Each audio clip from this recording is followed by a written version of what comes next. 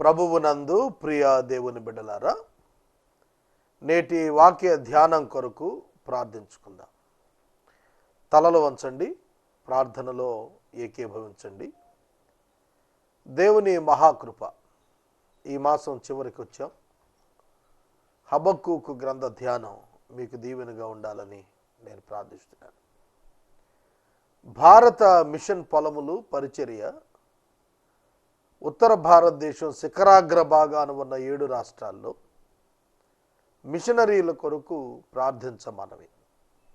Big diocese భారతదేశంలోని 29 రాష్ట్రాలు, 7 కేంద్ర పాలితాల్లో రాష్ట్ర స్థాయి మిషనరీలను ముందస్తుగా ఏర్పాటు చేయడానికి కృషి చేస్తోంది. మీ ప్రార్థన సహకారం కావాలి, మీరు భాగస్థులు అవ్వాలని పిలుపునిస్తున్నాం. ప్రార్థన. మమ్మను మిక్కిలిగా ప్రేమిస్తోన్న మా తండ్రి, మీకు వందనాలు, స్తోత్రాలు. నేటి వాక్య ధ్యానం మాకు దీవెనకరంగా ఇవ్వండి. మీకు ఆయాసము కలిగించు మార్గములు మా యందు ఉన్నవేమో పరీక్షించుకునే కృపనివ్వండి. నా యందు ఉన్నవి సరిచేసుకునే శక్తిని, కృపను నాకివ్వండి. ప్రభు, ఈ రాత్రి మీ పాద సన్నిధిలో విజ్ఞాపన చేస్తున్నా. మా దేశమును బాగు చేయండి, రక్షించండి. 128 కోట్ల పైగా ప్రజలు, కుడి ఎడమలు ఎరుగని వారు. యోనా గ్రంథంలో 120,000 మంది మాత్రమే. ఈరోజు భారతదేశంలో 120 కోట్ల మంది. ఆనాడు 1000 మంది గురించి నీవు ఆలోచించావు, 120,000 గురించి ఆలోచించావు, 120 కోట్ల గురించి ఆలోచించవా? దీనిని మేము ఆలోచించడానికి సహాయం చేయండి. మా ప్రేక్షకుల హృదయాలు రూపాంతరం చెందించండి. క్రీస్తు సంఘాన్ని బలపరచండి. యేసు నామమున ప్రార్థిస్తున్నాం తండ్రి, ఆమేన్. ప్రభువునందు ప్రియ దేవుని బిడ్డలారా, దయచేసి మీ పరిశుద్ధ బైబిల్ గ్రంథాన్ని తెరవండి. హబక్కూకు గ్రంథము 2వ అధ్యాయం 5వ వచనము నుండి వాక్యాన్ని గమనించండి. మరియు ద్రాక్షారసము మోసకరము, తనను బట్టి అతిశయించువాడు నిలువడు. చూడండి, అట్టివాడు పాతాళము అంత విశాలముగా ఆశ పెట్టుకొనును. ఈ 3 పదాలు మీరు చూస్తే సెంటెన్సెస్ 2 కామాలు, 1 ఫుల్ స్టాప్తో ముగిసింది. చూడండి, 4వ వచనం ఫుల్ స్టాప్తో ముగిసి 5వ వచనం 2 కామాలతో కంటిన్యూ అవుతూ 5వ వచనం మరణము ప్రబలునంతుగా జనములను వశము చేసుకొనుచు సకల జనులను సమకూర్చుకొనును. మళ్ళీ ఫుల్ స్టాప్ పెడుతున్నాడు. ఇక్కడ వరుస క్రమంలో వాక్యాన్ని పేర్చి మాట్లాడుతున్నాడు. ఒకదాని వెంబడి ఒకటి ఇండివిజువల్గా కనిపిస్తున్నాయి. ఒక సెంటెన్స్గా తీసుకుంటే గనక ఒక మనిషిని గురించి మాట్లాడుతుంది. ద్రాక్షారసము మోసకరము. Moreover wine is a traitor, deceivable, మోసం చేస్తుంది అన్నాడు. నేను ఇవాళ పేపర్లో చదువుతుండగా భారతదేశంలో పొగ తాగేవారి యొక్క శాతం గతానికి ఇప్పటికీ 36% ఇంక్రీజ్ అయిందట. 128 కోట్ల మందిలో 17 కోట్ల నుంచి 20 కోట్ల మంది స్మోకర్స్ ఉన్నారు, సిగరెట్ స్మోకర్స్ ఉన్నారు. ఆల్కహాలిక్స్ ఇంకెంతమంది ఉంటారో చూడండి. ఇవాళ కొన్ని వేల సారా దుకాణాలు మన రాష్ట్రంలో ఉన్నాయి. మన దేశం కాదు, మన రాష్ట్రంలో ఉన్నాయి వేల దుకాణాలు. దీనికి పెద్ద శాఖ, కొన్ని వేల మంది ఉద్యోగులు. చాలా ఫ్యాక్టరీలు, కొన్ని లక్షల మంది ఈ శాఖలో బ్రతుకుతున్నారు. ద్రాక్షారసము, వైన్, మద్యపానము మోసకరము. సీసా మీద రాస్తాడు, సిగరెట్ పెట్టి మీద రాస్తాడు, ఇంజూరియస్ టు హెల్త్. చూడండి, పుర్రె బొమ్మ వేస్తాడు, ఎముకల బొమ్మ వేస్తున్నారు, అయినా మానటం లేదు. మొట్టమొదటి నుండి కూడా మానవులు దేవుడు తమకిచ్చిన మార్గాలు చెరిపేసుకున్నారు.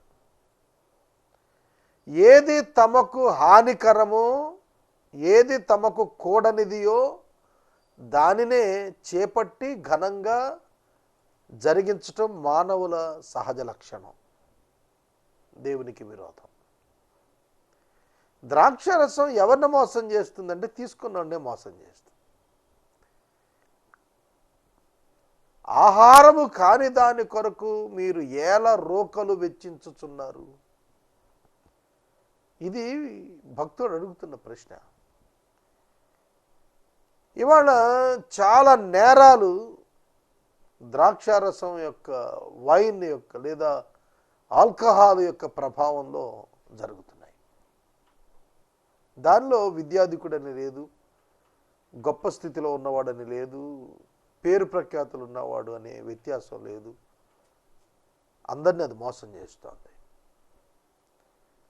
మధ్యరహిత భారతాన్ని మనం ఊహించగలమా? It's only through the evangelism possible. It is possible only through the evangelism. యేసుక్రీస్తును అంగీకరించిన వాడు, నిజముగా రక్షణానుభవం కలిగిన వాడు మద్యాన్ని ముట్టడు. మారు మనసు పొందినవాడు మద్యాన్ని ముట్టడు. గుర్తుపెట్టుకోండి, నేను 25 సంవత్సరాలు సేవా జీవితానికి వచ్చి, ఈ 25 సంవత్సరాల్లో ఎన్నడూ కూడా మద్యము నా నోటికి రాలేదు. నేనొక్కడే కాదు, యేసుక్రీస్తు ప్రభువును రక్షకునిగా అంగీకరించి నిజమైన మారు మనసు పొందిన వారు మద్యాన్ని స్వీకరించరు. మీరు వెంటనే కౌంటర్ అయ్యచ్చు, అబ్బాయి మీరు చెప్పేది కరెక్ట్ కాదండి, ఆళ్ళు తాగుతాం చూసి వీళ్ళ తాగటం. It's not real. If they are really repented they won't accept the liquor. కనుక మద్యము వెక్కిరింతలు పాలు చేస్తుంది. అయినప్పటికీ కూడా, మోసకరమైనది అయినప్పటికీ కూడా మనుషులు దాన్ని తీసుకుంటూనే ఉన్నారు. తనను బట్టి అతిశయించువాడు నిలబడు. An arrogant man who is never at rest. Arrogant man never at rest. చూడండి, arrogancy, తనను బట్టి తాను అతిశయించువాడు అంటే నాకేంటి, నా అంతటోడు లేడు అనుకునేటువంటి భావనల్లోకి వెళ్ళిపోయిన వాడు నిలబడలేడు. He can't stand. నిలవలేడు మాత్రమే కాదు,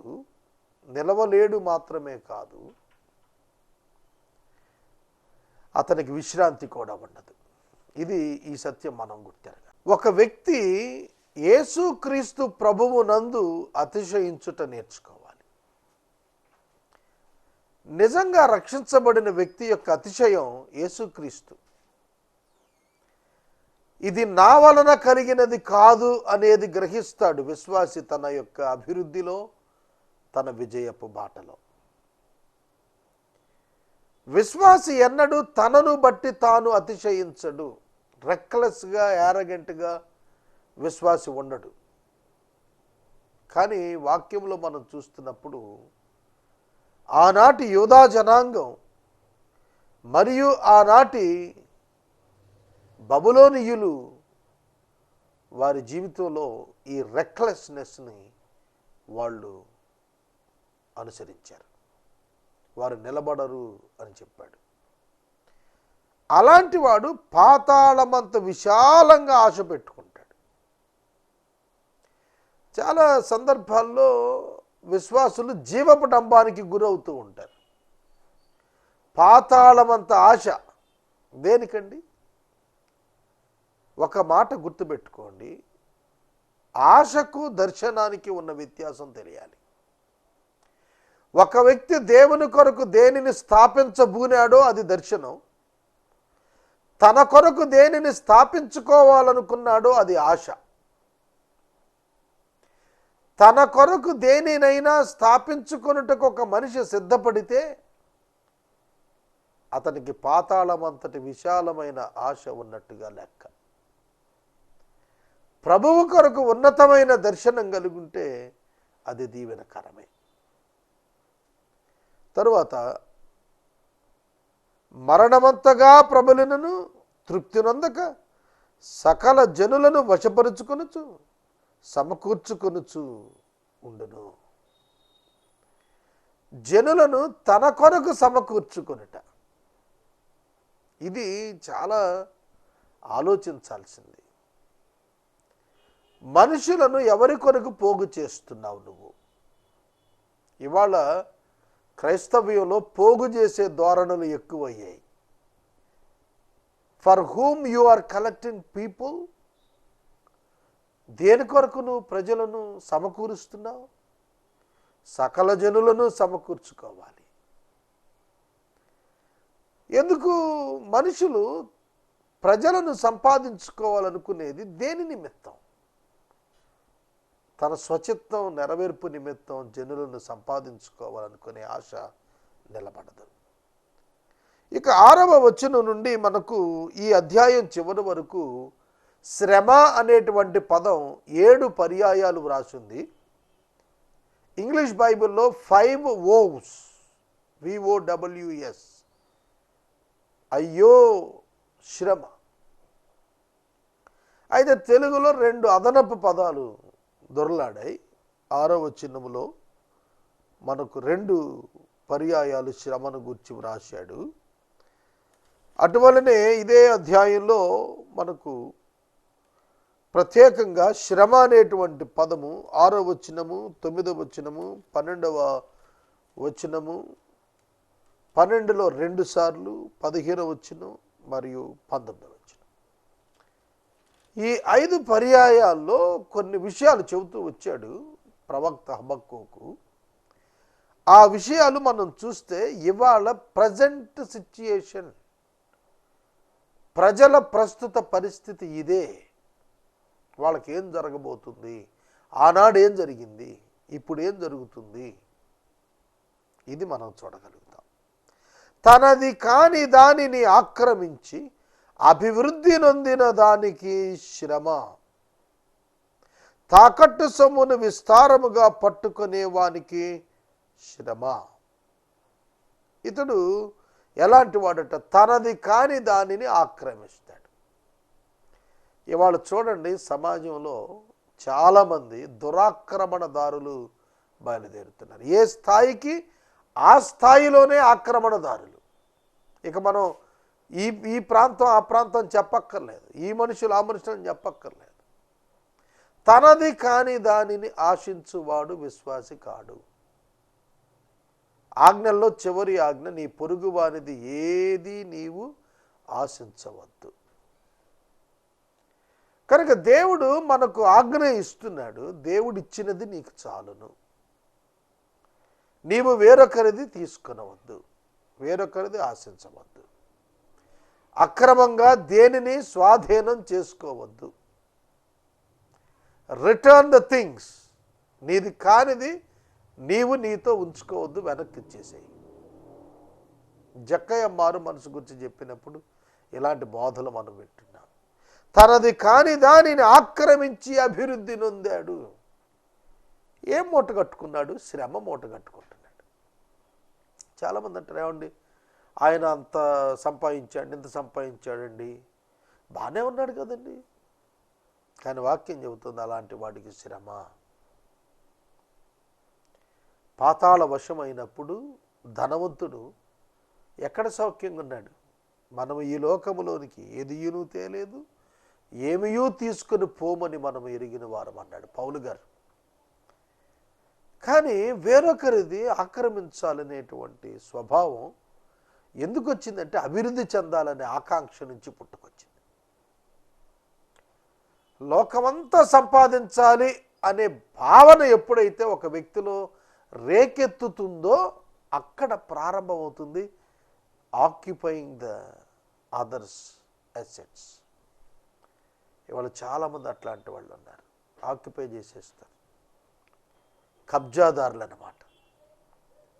రెండవ మాట అన్నాడు, తాకట్టు సొమ్ము విస్తారంగా పట్టుకునేవాడికి శ్రమ.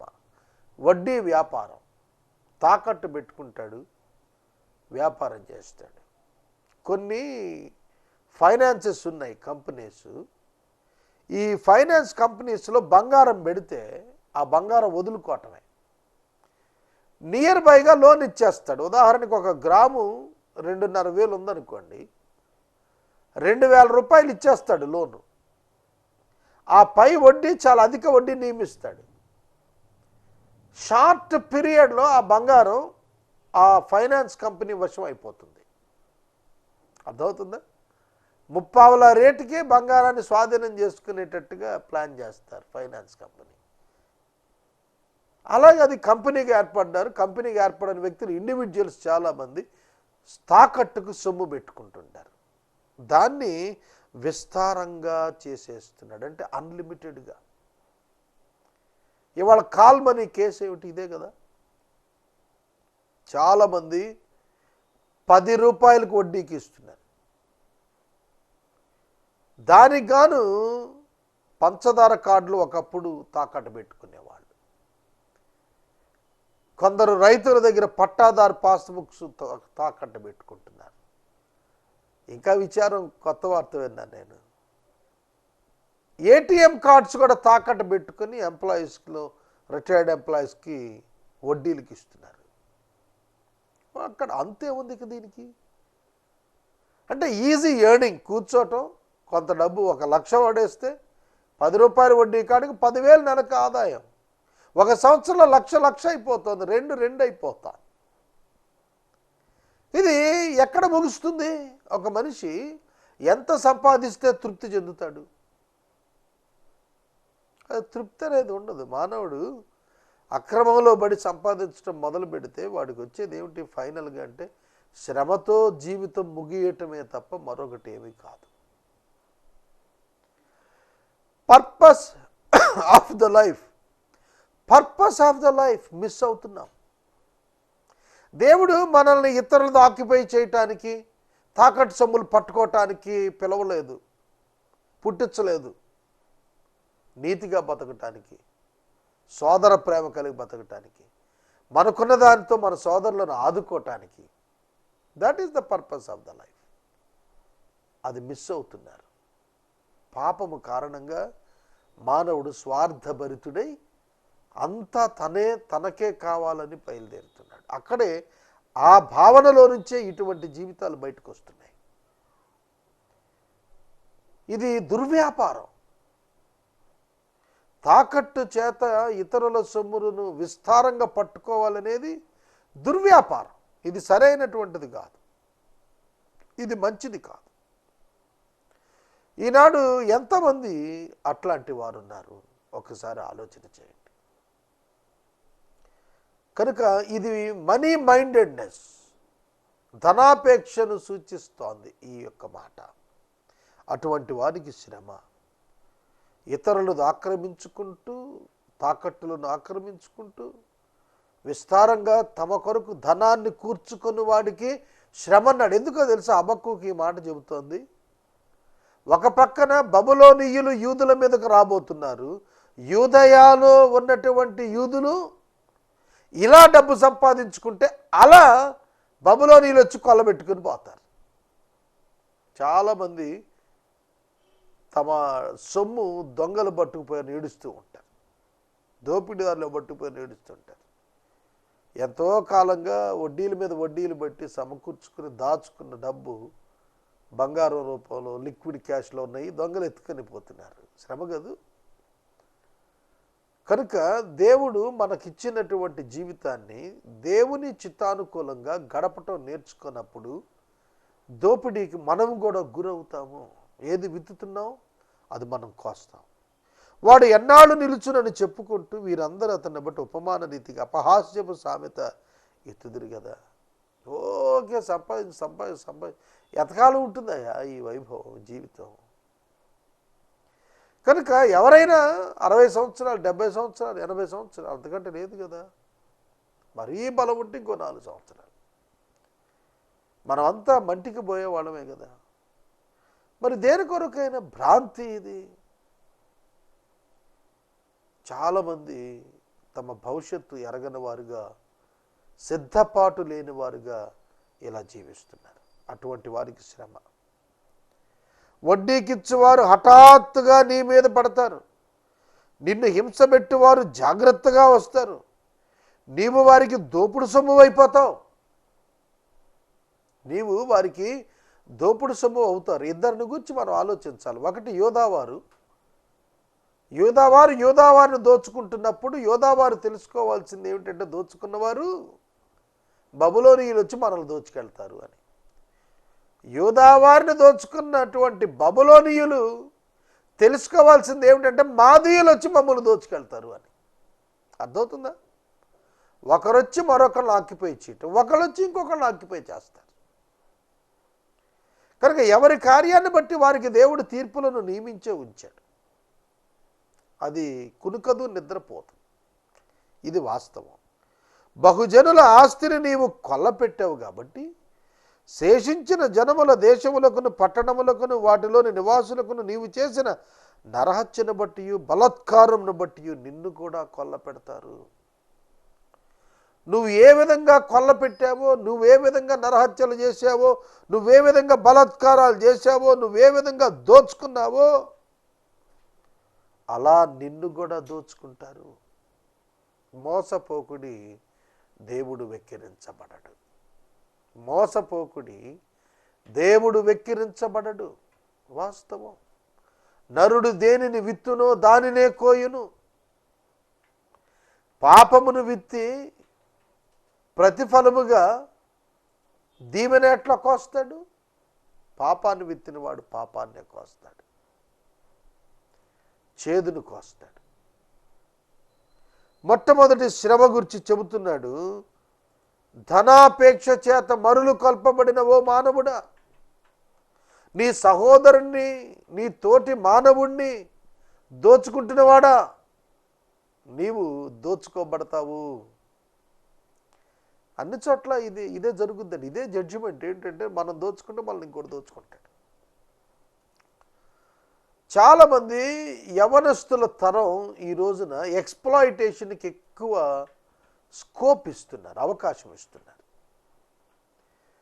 వారికి దేవుడిచ్చిన మంచి తెలివితేటల చేత వారికి ఇవ్వబడిన చక్కటి కృపలను వారు ఎక్స్ప్లాయిట్ చేసి ధనాన్ని తమ జీవితాల్లో ప్రధాన అంశంగా ఎంచుకుంటున్నారు.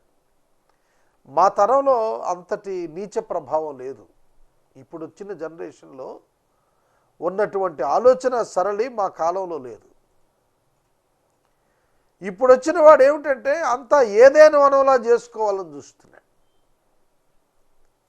నువ్వెప్పుడైతే ఏదేనుగా నీ బ్రతుకు మార్చడానికి ప్రయత్నిస్తావో దాని యందు అపవాది కూడా పొంచుంటాడనే విషయాన్ని మర్చిపోతావు. ప్రభువు మనలను లోకములో తన కొరకు జీవించమన్నారు. తన కొరకు జీవించాల్సిన విశ్వాసి లోకంలో తిరిగిలాడిపోతే పతనం తప్ప మరేం దొరుకుతుంది? పౌలు గారు చెప్పాడు, ధనాపేక్షను కోరి ఆశించిన వారు తమను తాము పొడుచుకున్నారన్నాడు. సూయిసైడ్ చేసుకున్న వాళ్ళు ఉన్నారు. చాలామంది దేవుని పరిచర్యలో ఉన్నవారు కూడా ఇట్లాంటి వారు ఉన్నారు. కనుక ప్రతి ఒక్కరం మనము బుద్ధి తెచ్చుకొనవలసిన సమయము. రెండవది 9 నుంచి 11 వచనాల మధ్య మరొక శ్రమ గురించి చెప్పాడు. 2 సెక్యూరిటీ గురించి మాట్లాడుతున్నాడు. తనకు అపాయము రాకుండానట్లు తన నివాస స్థలమును బలపరుచుకొని తన ఇంటి వారికై అన్యాయముగా లాభాన్ని సంపాదించుకునేవాడికి శ్రమ. అన్యాయపు లాభం. వో to him who gets evil gain for his house. Evil gain. Gain is different, evil gain is different. లాభం వేరు, దుర్లాభం వేరు. దుర్లాభమును కూర్చుకుంటున్నారు. కొందరు ఉద్యోగులు తమ జీతం కంటే లంచాలు అత్యధికమైన ఆదాయం సంపాదిస్తున్నారు. ఈ డిపార్ట్మెంట్ ఆ డిపార్ట్మెంట్ అని లేదు, ఏ డిపార్ట్మెంట్ అయినా కూడా దీనికి మినహాయింపు కాదు. ఇవాళ ఎంత ఆధునిక పోకడలు వచ్చేసాయి, ఎంత ఆధునిక పోకడలు వచ్చినా ఎక్కడా ఏ కరప్షన్ తగ్గటం లేదు. ఇవాళ పేపర్లో నేను చూశాను, వాహనపు దారులు లైసెన్స్ లేనివాడు రన్ చేస్తే వెహికల్ సీజ్ చేస్తామని ఇచ్చారు. బండి ఎవరు డ్రైవ్ చేసినా కూడాను without licence they will seize the vehicle. 1 day jail, two time, second time అయితే 2 days జైల్, థర్డ్ టైం పట్టుబడితే 3 days జైల్. ఎక్కడ క్రైమ్ రేట్ తగ్గింది చెప్పండి? మారు మనసు పొందకపోతే క్రైమ్ రేట్ తగ్గదు. People must repent of their sin. వారి పాపమును గురించి మనుషులు పశ్చాత్తాపడకపోతే పాపము తగ్గదు, క్రైమ్ తగ్గదు. ఇది రేపటి దినం కూడా నేను చెబుతాను. తన ఇంటి వారి కొరకు అన్యాయముగా లాభం, అన్యాయముగా లాభం, ఈ విల్ గెయిన్, అన్యాయపు లాభం సంపాదించాలి. లాభం మంచిది, కానీ అన్యాయపు లాభం మంచిది కాదు. ప్రార్థన చేద్దాం, సమయం పూర్తయింది. రేపటి దినం మిగిలిన వాక్యం పూర్తి చేసుకుందాం. ప్రార్థన. మమ్మల్ని మిక్కిలుగా ప్రేమిస్తున్న మా తండ్రి, వందనాలు. వాక్యము విన్న బిడ్డలను దీవించము, ఘనత మహిమ ప్రభావాలు పొందము. రేపటి దినం లీఫ్ ఇయర్, February 29th, 4 సంవత్సరాలకు ఒకసారి వస్తుంది. ఈ దినం ప్రత్యేకంగా మాతో మాట్లాడము. యేసు నామమున నడుచున్నాం తండ్రి, ఆమేన్.